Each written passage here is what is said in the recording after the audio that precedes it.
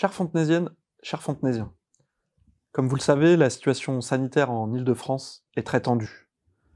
Nous sommes passés en vigilance renforcée et le taux d'incidence dans le Val-de-Marne est très élevé. Comme depuis le début de la crise, à Fontenay, nous sommes prêts. Nous l'avons été sur la distribution de masques. Nous avons toujours le centre de test PCR en partenariat avec l'Agence régionale de santé, où vous pouvez aller vous faire tester tous les jours en test PCR, avenue de Neuilly, au centre Georges Pacaud. Et puis, depuis début janvier, nous avons notre centre de vaccination, mais qui est vide.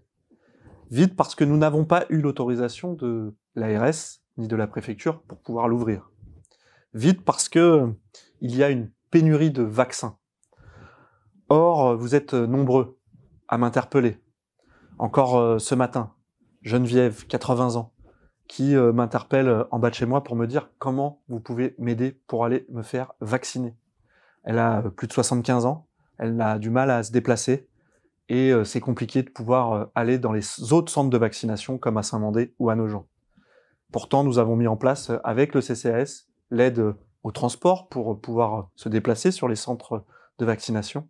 Mais c'est une véritable inégalité territoriale d'accès aux soins et surtout d'accès à la vaccination que nous dénonçons et que nous sommes nombreux d'ailleurs à dénoncer, nous, les élus locaux et particulièrement les maires.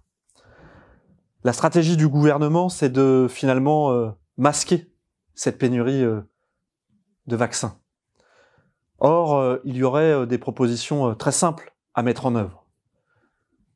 D'ores et déjà, près de 150 scientifiques de l'Organisation mondiale de la santé, des prix Nobel, demandent, comme nous le faisons, de mettre dans le domaine public les brevets pour permettre partout dans le monde, et pas que les pays riches, pas que les pays de l'Union européenne, du G7, d'avoir accès à tous les vaccins. Et puis, il y a aussi la proposition de réquisitionner les usines de production et notamment les laboratoires, et de ne pas cacher les contrats que le gouvernement a passés avec les laboratoires.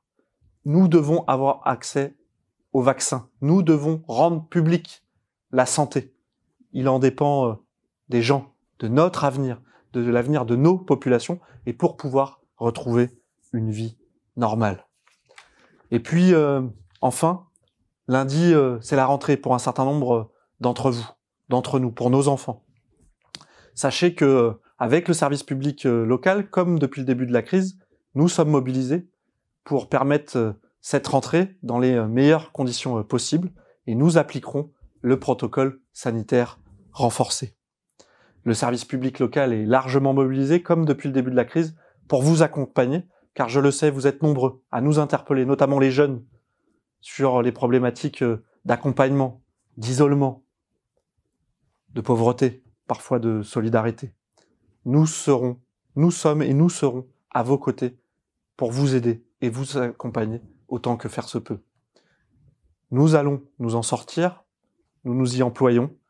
Soyez prudents, prenez soin de vous. À très vite.